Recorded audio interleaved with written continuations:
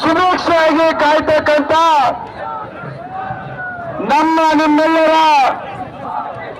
ಆಶಾ ಕಿರಣ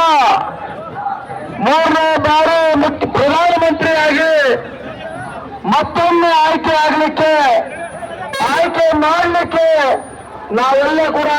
ಕಾತುರದಿಂದ ಕಾಯ್ತಾ ಇರ್ತಕ್ಕಂಥ ನರೇಂದ್ರ ಮೋದಿಯ ಪರವಾಗಿ ನಾವು ನೀವೆಲ್ಲ ಕೂಡ ಒಂದು ಹೋರಾಟಕ್ಕೆ ಸಜ್ಜಾಗುವಂತ ಸಮಯ ಇವತ್ತು ಬಂದಿದೆ ಬಂಧುಗಳೇ.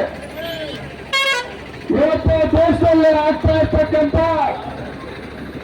ಅನ್ಯಾಯಗಳು, ಇವತ್ತು ಕಾಂಗ್ರೆಸ್ ಪಕ್ಷ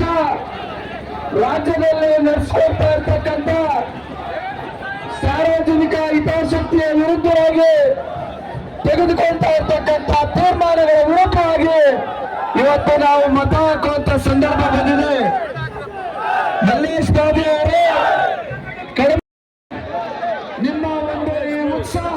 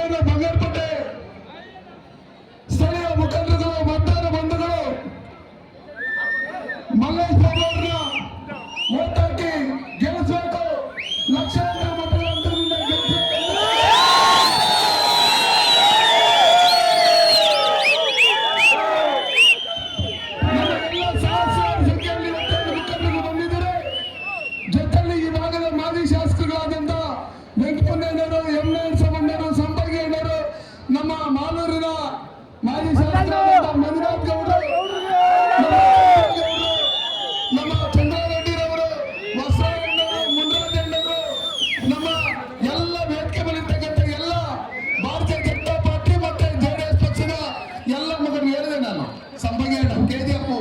ಮಾಜಿ ಶಾಸಕರಾದಂತಹ ಸಹೋದರರಾದಂತಹ ಸಂಭಾಗ್ಯಣ್ಣ ನೀವೆಲ್ಲ